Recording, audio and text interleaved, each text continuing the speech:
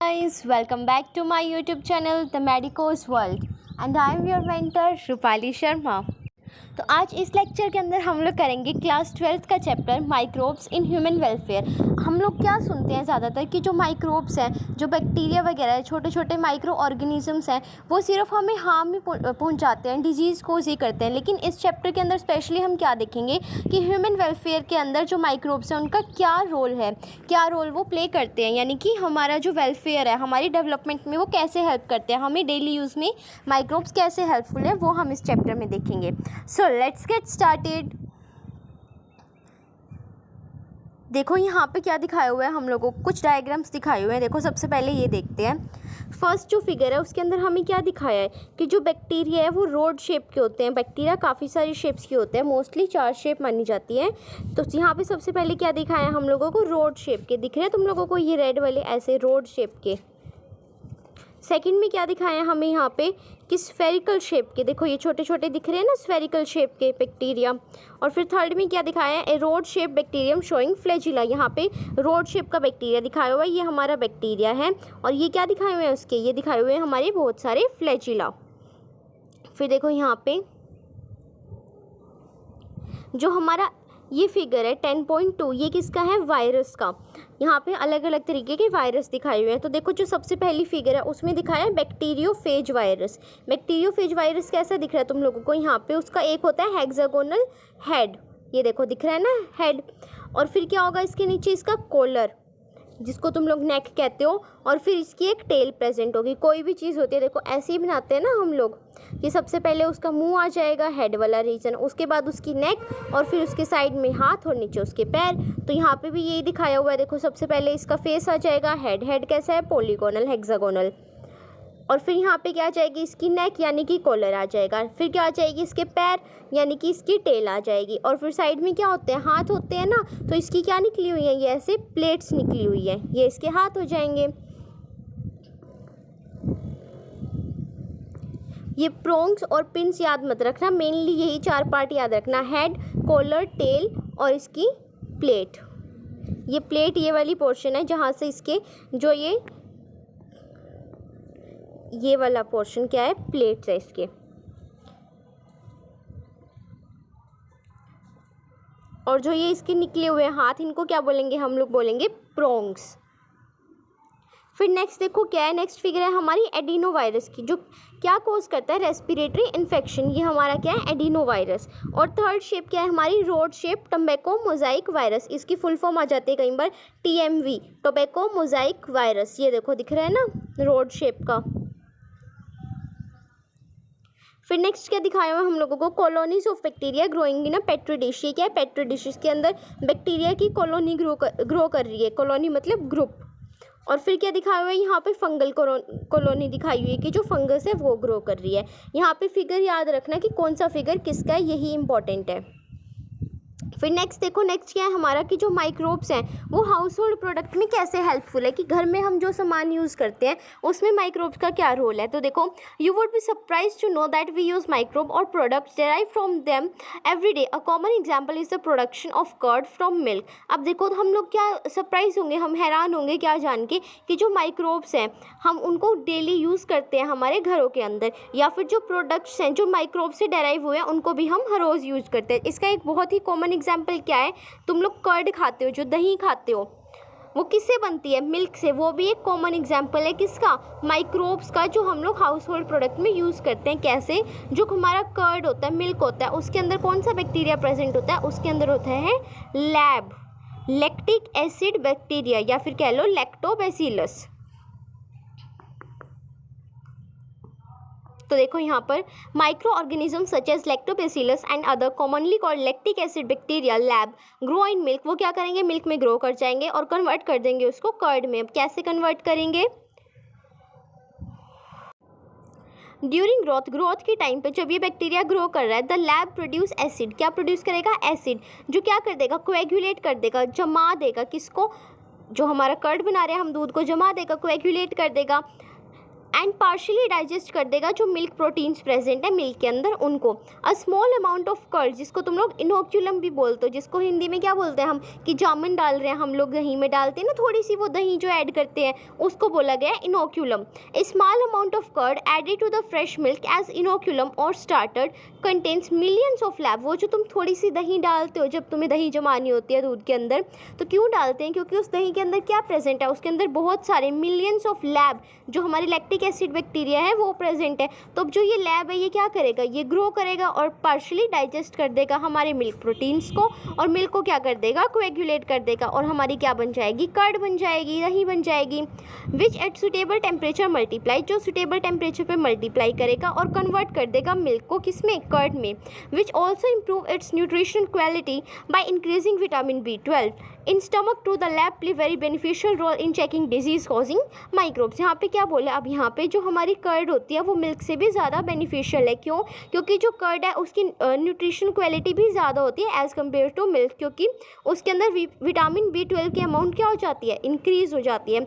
और हमारे स्टमक के अंदर भी जो लैब है वो एक बेनिफिशियल रोल प्ले करता है। क्यों? क्योंकि वो चेक करता है जो भी डिजीज़ कॉजिंग माइक्रोब्स है उनको क्या करेगा, वो भगा देगा, वहाँ से मार देगा। फिर सेकंड चीज़ क्या है, the dough which is use for making food such as dosa and idli is also fermented by bacteria. जो तुम लोग डोसा और इडली खाते हो उसका जो बैटर तुम लोग तैयार करते हो ना पहले, वो लिक्विड बैटर जिसको डो बोलते हैं, वो भी कैसे फर्मेंट होता है, वो भी बैक्टीरिया से ही फर्मेंट होता है। तो यहाँ पे भी बैक्टीरिया यूजफुल हो गया। The puffed up appearance of dough, अब देखो तुम लोग क्या करते हो, जैसे तुम लोगों ने बैटर प्रिपेयर किया डोसा के लिए, इडली के लिए, या फिर पिज़्ज़ा के लिए भी लगा लो, तुम लोगों ने अपना लिक्विड बैटर तैयार कर दिया और उसको क्या करते हो तुम लोग, उसके अंदर ईस्ट वगैरह डालते हो या फिर तुम लोग बेकिंग सोडा डालते हो जनरली घरों के अंदर, और उसको क्या करते हो, थोड़े टाइम के लिए छोड़ देते हो 10-15 मिनट के लिए। क्यों? और तुम फिर जब वापस देखते हो उसको 10-15 मिनट बाद, तो वो क्या होता है, वो पफ अप हो जाता है, मतलब कि फूल जाता है, अपनी क्वांटिटी से बढ़ जाता है। तो यहाँ पे किसने रोल प्ले किया, यहाँ पे भी जो हमारा डो था, वो बैटर था, वो फर्मेंट हो गया, और किसने रोल प्ले किया, हमारे बैक्टीरिया ने, माइक्रोब्स ने। The puffed up appearance of dough is due to the production of CO2 gas. अब यहाँ पे किस लिए हुआ, ये क्यों फूल गया, क्योंकि वहाँ पे CO2 गैस प्रोड्यूस कर ली, किसने, हमारे बैक्टीरिया ने। Can you tell which metabolic pathway is taking place resulting in the formation of CO2। अब यहाँ पे कौन सा मेटाबॉलिक पाथवे यूज हो रहा है CO2 के फॉर्मेशन में, ये जल्दी जल्दी से कमेंट डाउन करो। Where do you think the bacteria for this fermentation came from. अब तुम लोगों को क्या लगता है कि ये जो बैक्टीरिया फर्मेंटेशन से कहाँ से आई है। Similarly the dough which is use for making bread, अब जो हमारे ब्रेड भी हम लोग खाते हैं, वाइट ब्रेड और ब्राउन ब्रेड, वो भी फर्मेंट किए जाते हैं किससे, बेकर्स ईस्ट का यूज़ करके। बेकर्स ईस्ट का साइंटिफिक नेम क्या है, सैक्रोमाइसिस सेरिवेसी। ये नेम बहुत इंपॉर्टेंट है, बेकर्स ईस्ट भी बोलते हैं इसको। बेकर्स ईस्ट का साइंटिफिक नेम क्या है, सैक्रोमाइसिस सेरिवेसी। तो देखो, a number of traditional drinks and foods are also made by fermentation by the microbes. अब जो ट्रेडिशनल ड्रिंक्स होती है या फूड होते हैं वो भी माइक्रोब के फर्मेंटेशन से ही बनते हैं। एक टोडी होती है साउथ के अंदर, ये एक ड्रिंक होती है लाइक वाइन की तरह।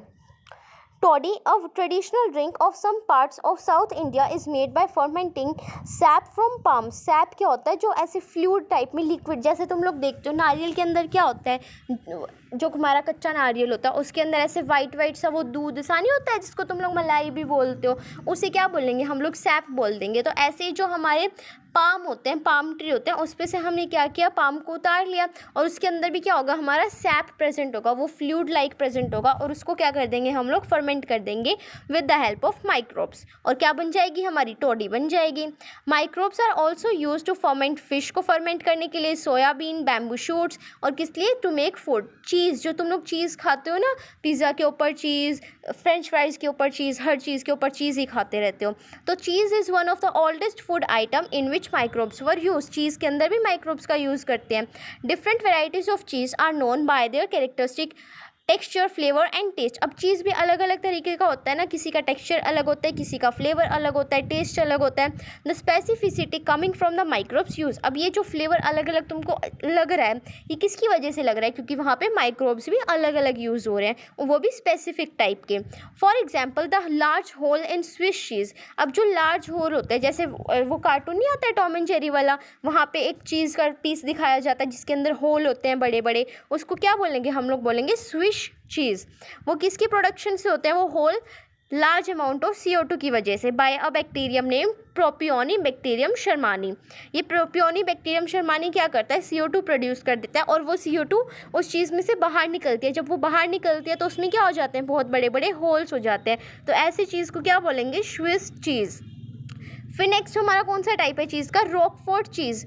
Are ripen by growing a specific fungi on them which give them a particular flavour. अब जो रॉकफोर्ट चीज़ है वो किससे बनता है, फंजाई से। ये प्रोपियोनी बैक्टीरियम शर्मानी तो क्या था, जिससे स्विस चीज़ बन रहा था, ये था हमारा बैक्टीरियम। लेकिन जो ये रॉकफोर्ट चीज़ है ये बनता है पेनिसिलियाई रॉकफोर्टी से, जो क्या है हमारा एक स्पेसिफिक फंजाई है। ये यहाँ पे नाम याद रखना कौन सा फंजाई है, पेनिसिलियम रॉकफोर्टी। एक बार इसका डायग्राम दिखा देती हूँ, जस्ट वेट। देखो यहाँ पे दिख रही है तुम लोगों को ये लार्ज होल, ये क्या है हमारा स्विस चीज़ है, ये लार्ज अमाउंट ऑफ CO2 की प्रोडक्शन की वजह से। और ये क्या है हमारा रॉकफोर्टी चीज़ है, रॉकफोर्ट चीज़ जो किससे मिलके बना है, पेनिसिलियम रॉकफोर्टी से। दिख रहा है ना, ये देखो तुम लोगों को कैसे दिख रहा है। फिर देखो कर्ड कैसे बनती है, मिल्क लिया पहले तुम लोगों ने,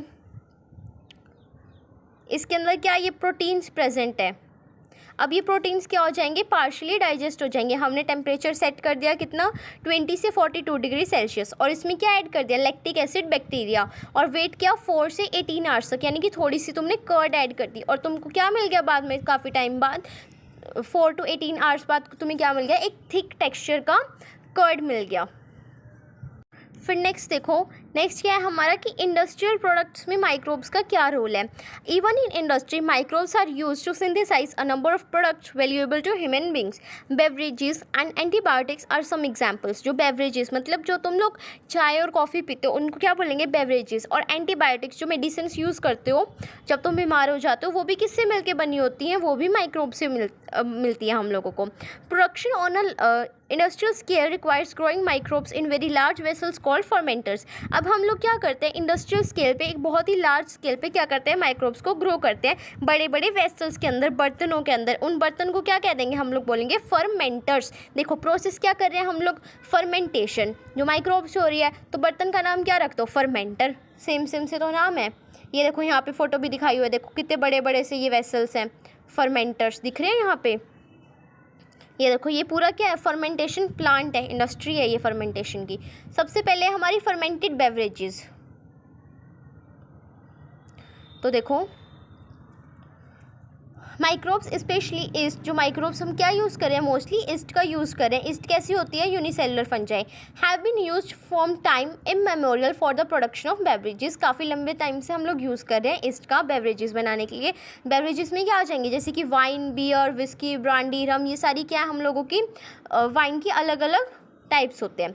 for this purpose the same yeast Saccharomyces cerevisiae use for bread making and commonly called brewer's yeast is use for fermenting malted cereals and fruit juices to produce ethanol. अब यहाँ पे जो तुम लोगों ने पहले ब्रेड बनाने के लिए ईस्ट यूज़ किया था, जिसका साइंटिफिक नेम क्या था, सेक्रोमाइसिस सेरेवेसी, जिसको तुमने क्या बोला था, बेकर्स ईस्ट, क्योंकि वहाँ पे तुम लोग बेक कर रहे थे। अब यहाँ पे तुम क्या कर रहे हो, बेवरेज बना रहे हो ना, ब्रूअर्स इंडस्ट्री में यूज़ कर रहे हो, तो ईस्ट का नाम क्या कर दो, ब्रूअर्स ईस्ट बोल दो। जो किस लिए यूज़ हो रहा है, एक तो बेवरेजेस बनाने के लिए यूज़ हो रहा है, और दूसरा किस लिए, फर्मेंटेड माल्टेड सीरियल्स जो हैं हमारे।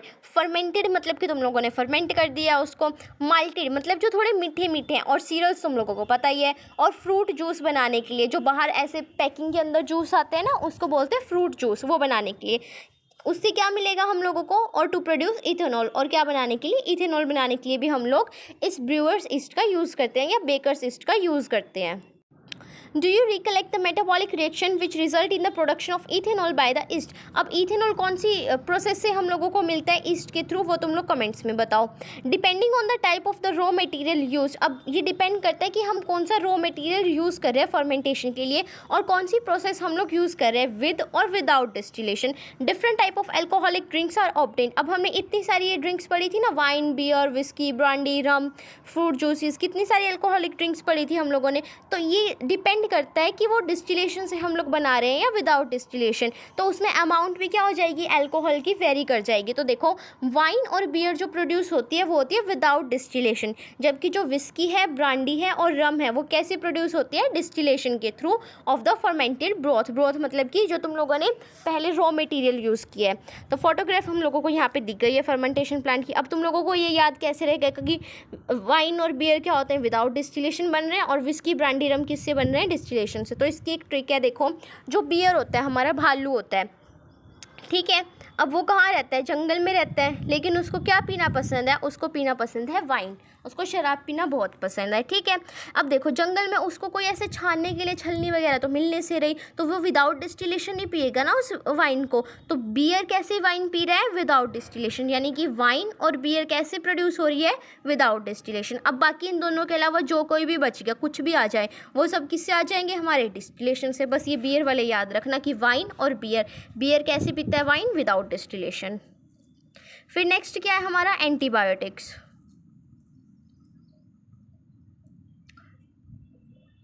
देखो antibiotics produced by microbes are regarded as one of the most significant discoveries of the 20th century and have greatly contributed towards the welfare of the human society. Anti is a Greek word that means against. Anti जैसे हम बोलते हैं ना कि मैं तो इसके anti खड़ी हूँ भाई, जैसे पॉलिटिकल पार्टीज होती हैं वो एक दूसरे की क्या होती है, एंटी, मतलब अगेंस्ट में, अपोजिट में। तो एंटी का मतलब क्या हो जाएगा, अगेंस्ट। और बायो का मतलब क्या होता है, बायो तो हम पढ़ ही रहे हैं, मतलब लिविंग लाइफ से रिलेटेड, और दोनों का इकट्ठे मीनिंग क्या हो जाएगा, together they mean against life. Antibiotic against the life, किसकी लाइफ के अगेंस्ट एंटीबायोटिक्स का यूज़ करते हैं, यहाँ पे किसके कॉन्टेक्स्ट में बोला गया है, जो डिजीज कॉजिंग ऑर्गेनिज्म है उसकी लाइफ के against. Whereas with reference to human being, लेकिन अगर ह्यूमन बींग का रेफरेंस दे तो ये कैसे है, pro life and not against life. Human beings की लाइफ के साथ काम करेंगे, और एंटीबायोटिक्स जो हैं वो माइक्रोब्स की, जो हम डिजीज़ कॉजिंग ऑर्गेनिज्म है उनकी लाइफ के अगेंस्ट काम करेंगे। तो ये भी याद रखना कौन सा प्रो लाइफ है और कौन सा अगेंस्ट लाइफ है। एंटीबायोटिक्स केमिकल सब्सटेंस होते हैं जो प्रोड्यूस होते हैं by some microbes and kill करते हैं और रिटार्ड कर देते हैं ग्रोथ को अदर डिजीज कॉजिंग माइक्रोब्स की। You are familiar with the commonly use antibiotic penicillin. तुम लोगों को पता है पेनिसिलिन के बारे में, जो एक कॉमनली यूज एंटीबायोटिक है। Do you know that penicillin was the first antibiotic to be discovered. ये बहुत इंपॉर्टेंट क्वेश्चन है, फर्स्ट एंटीबायोटिक कौन सी थी, पेनिसिलिन। और कैसी इसकी डिस्कवरी हुई थी, चांस डिस्कवरी थी। ये कोई डिस्कवर नहीं कर रहा था कि चलो आओ बैठो पेनिसिलिन डिस्कवर करते हैं, ऐसा कुछ नहीं था, वो अपने आप से डिस्कवर हो गई थी बाय चांस। और किसने डिस्कवर करी थी, अलेक्जेंडर फ्लेमिंग ने, Alexander Fleming. While working on staphylococci bacteria, जो अलेक्जेंडर फ्लेमिंग था वो वर्क कर रहा था, किस पे काम कर रहा था, स्टेफाइलोकोकस बैक्टीरिया के ऊपर।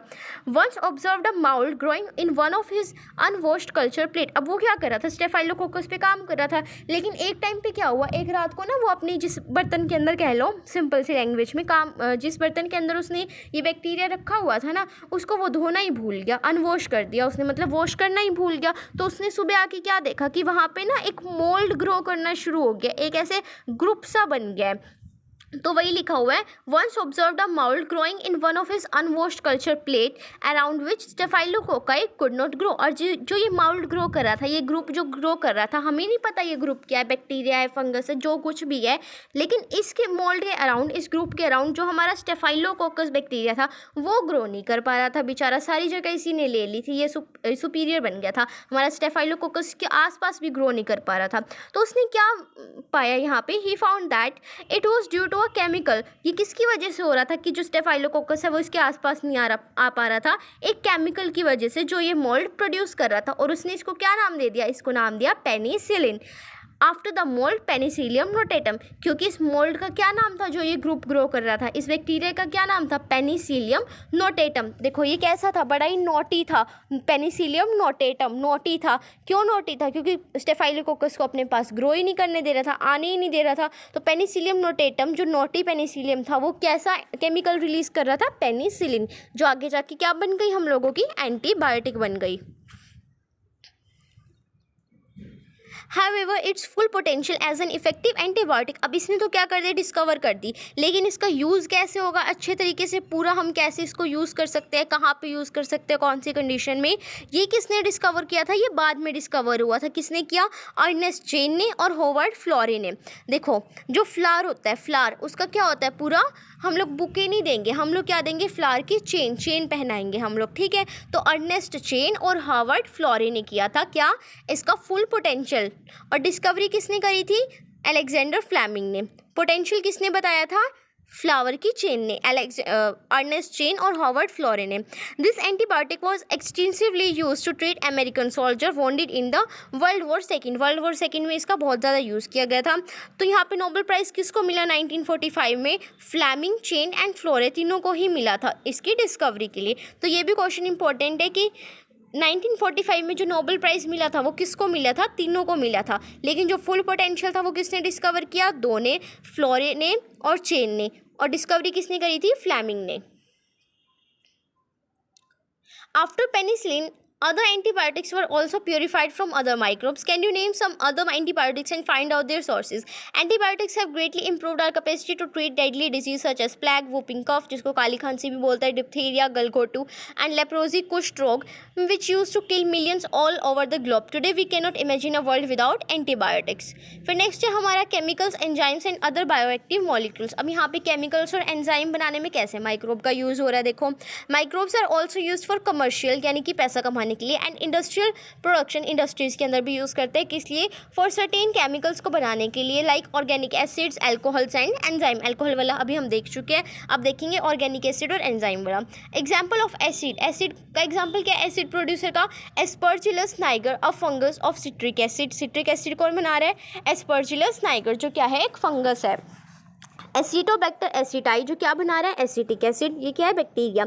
और क्लोस्ट्रीडियम ब्यूटाइलिकम, ये क्या है, बैक्टीरिया, और क्या बनाएगा, ब्यूटारिक एसिड। और लैक्टोबैसिलस जो बैक्टीरिया है वो क्या बनाएगा, लैक्टिक एसिड। तो इन सब के नाम कैसे याद रखोगे तुम लोग, यहाँ पे देखो बाकी सब बैक्टीरिया, सिर्फ एस्परजिलस नाइगर को क्या रखोगे, फंजाई, बस इतना याद रख लेना, बाकी याद मैं करा दूंगी।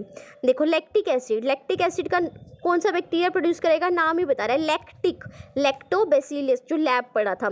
फिर क्या है हमारा ब्यूटायरिक एसिड, तो ब्यूटायरिक से क्या आएगा, ब्यूटाइलिकम, क्लोस्ट्रीडियम ब्यूटाइलिकम, जहाँ भी नाम आएगा ना पूरा ही आएगा, तो पीछे तुम लोगों को ब्यूटाइलिकम तो दिया ही होगा, उसी से पता लग जाएगा।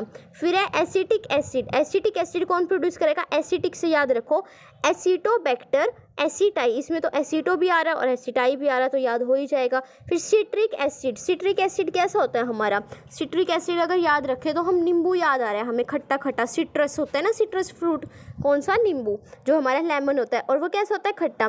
तो जो नाइजीरिया है ना हमारा, नाइजीरिया प्लेस है जो, वहाँ पे किसकी नदियाँ बहती है, वहाँ पे नींबू की नदियाँ बहती है, सारे लोग नींबू पानी पीते रहते हैं, वहाँ पे सिंपल पानी नहीं बहता नदियों में, किसका पानी बहता है, लेमन वाटर बहता है, यानी कि एस्परजिलस नाइगर, नाइजीरिया में किसकी नदियाँ बहती है, सिट्रिक एसिड की, नींबू की, ठीक है। और ये कैसा हमारा नींबू, फंगस है। फिर नेक्स्ट क्या है हमारा, ईस्ट, ईस्ट को क्या बोला था हम लोगों ने, Saccharomyces cerevisiae, is use for commercial production of ethanol, के लिए यूज़ कर रहे थे, अल्कोहल बनाने में। Microbes are also use for the production of enzyme, बनाने के लिए भी यूज़ किया जाता है। जो लाइपेज होता है are use in detergent formulations and are helpful in removing oily stains from the laundry. अब लॉन्ड्री में से जो तुम लोग तेल के दाग लगा देते हो, मम्मा कैसे निकालेगी, वो निकालेगी लाइपेज की हेल्प से, क्योंकि इसके अंदर क्या प्रेजेंट है, डिटर्जेंट की फॉर्मुलेशन प्रेजेंट है। यू मस्ट, अब तुम लोग डिटर्जेंट मत लाना मार्केट से, ठीक है, लाइपेज से निकालना, लाइपेज ही डाल देना अपने तेल के निशान के ऊपर, है ना। You must have notice that bottled fruit juice, जो तुम लोगों ने पैकेज वाले फ्रूट जूस पिए होंगे, बॉटल्ड फ्रूट जूस बोलते हैं जिनको, जो तुम मार्केट से लाते हो, वो कैसे होते हैं, वो क्लियर होते हैं, वो ज़्यादा साफ़ होते हैं ना। उनके अंदर देखो, एक तो मौसमी का जूस हम घर पर निकाल रहे हैं, और एक हम क्या कर रहे हैं, पैकेट वाला ला रहे हैं बाहर से। तो जो हम घर पर निकालते हैं उनमें तुमने नोटिस किया होगा कि ऐसे थोड़े रेशे से आते हैं ना, धागे से, लेकिन जो बाहर से लाते हैं उनमें कोई ऐसे धागे वागे नहीं होते। क्यों, क्योंकि जो बाहर वाला होता है उसके अंदर हम लोगों ने क्या डाल दिया, केमिकल्स डाल दिए। This is because the bottle juice are clarified by the use of, किसका यूज़ किया हमने यहाँ पे, पेक्टिनेज एंजाइम का, एंड प्रोटीएज एंजाइम का। प्रोटीएज मतलब प्रोटीन से रिलेटेड, और पेक्टिनेज मतलब पेक्टीन से। तो पेक्टिनेज और प्रोटीएज दोनों पी वाला आ रहा है, तो पी वाले को किस में डालोगे तुम लोग, पी वाले में ही, पैकेट वाले में, पैकेट जूस जो होते हैं उनके अंदर क्या होगा हमारा पेक्टिनेज और प्रोटीएज। और ऊपर क्या पड़ा, अगर तेल का निशान लग जाए तो क्या डालना है, हम लोगों को डालना है लाइपेज। अभी तक यही पड़ा है सिर्फ। फिर नेक्स्ट क्या है, जो हमारा स्ट्रेप्टोकाइनेज है produced by the bacterium Streptococcus. Strepto नाम ही बता रहा है, स्ट्रेप्टोकाइनेज, स्ट्रेप्टो किस बैक्टीरिया से मिल रहा है, स्ट्रेप्टोकोकस से। And modified by genetic engineering, और मॉडिफाई कैसे हो रहा है, जेनेटिक इंजीनियरिंग के through. Is used as a clot buster, उसको किस लिए यूज़ करते हैं हम लोग, क्लॉट बस्टर की तरह, for removing clots from the blood vessel of patient who have undergone myocardial infection leading to heart attack. अब जिन पेशेंट्स को हार्ट अटैक आ गया या मायोकार्डियल इन्फेक्शन हो गया, मतलब कि उनकी जो ब्लड वेसल्स है उनके अंदर क्या हो गया, क्लोट बन गया, गांठ बन गई है, तो अब तुम्हें उस गांठ को हटाना है तो तुम किसका यूज़ करोगे, स्ट्रेप्टोकाइनेज का यूज़ करोगे। काइनेज क्लोट एक जैसे से लग रहे हैं ना थोड़े। Another bioactive molecule cyclosporin A that is used as an immunosuppressive agent in organ transplant. Patient is produced by the fungus Trichoderma polysperm. देखो साइक्लोस्पोरिन कितना भारी भरकम सा शब्द लग रहा है ना, सिर्फ स्पोरिन स्पोरिन, और इसका किससे मिलेगा हम लोगों को, ये स्पोर वाले फंगस से मिलेगा, पॉलीस्पोरम। साइक्लोस्पोरिन ए किससे मिलेगा, ट्राइकोडर्मा पॉलीस्पोरम, स्पोर और यहाँ पे भी स्पोर। इसका काम क्या होगा कि इम्यूनोसप्रेसिव एजेंट है ये, किसके अंदर, ऑर्गन ट्रांसप्लांट जो प्लांट पेशेंट्स कराते हैं उनके अंदर। फिर है हमारा statin. Statin produced by the yeast Monascus purpureus have been commercialized as blood cholesterol lowering agent. अब देखो तुम लोग क्या खाते हो, सारा दिन तली फली चीज़ें खाते रहते हो, पूरियाँ खाते हो, कचौरी खाते हो, है ना, तो पुरपुरियस मतलब पूरी जो तुम खा रहे हो वो तुम्हारा क्या बढ़ा देगी, वो ब्लड का कोलेस्ट्रॉल लेवल बढ़ा देगी, तभी तो हमारी आर्टरीज ब्लॉक हो जाती है, उसके अंदर कोलेस्ट्रॉल बन जाता है, जम जाता है ना कोलेस्ट्रॉल, तो क्या बन जाएगा, क्लोट बन जाएगा। तो इसलिए पूरी नहीं खानी चाहिए। तो पूरी से क्या याद रखोगे, मोनेस्कस पुरपुरियस, वो किस में यूज़ होएगा, लेकिन तुम लोगों की पूरी क्या बढ़ाती है, कोलेस्ट्रॉल को बढ़ाएगी, लेकिन जो हमारा बैक्टीरिया है ये पुरपुरियस पूरी वाला बैक्टीरिया, ये क्या करेगा, ये कम कर देगा कोलेस्ट्रॉल को, तो लोअर करेगा ब्लड कोलेस्ट्रॉल के लेवल को। अब ये ईस्ट क्या प्रोड्यूस करेगा, स्टेटिन। स्टेटिन क्या कर देगा, कम कर देगा कोलेस्ट्रॉल को। It acts by competitively inhibiting the enzyme responsible for the, और ये क्या कर देगा, अब देखो कम कर रहा है किसी के लेवल को, यानी कि जो उस चीज़ को बढ़ा रहा है, जो कोलेस्ट्रॉल को बढ़ाने वाले यहाँ पे एंजाइम्स होंगे उनका काम क्या कर देगा, कम कर देगा, इनहिबिट कर देगा। सिंपल सी बात है, कोलेस्ट्रॉल सिंथेसाइज होगा ही नहीं। तो आज हम यहीं तक करेंगे। नेक्स्ट जो हमारा टॉपिक है माइक्रोब्स इन सीवेज ट्रीटमेंट, ये हम नेक्स्ट लेक्चर में करेंगे। So please like share and subscribe my YouTube channel. Keep loving, keep supporting, stay tuned. Thank you so much.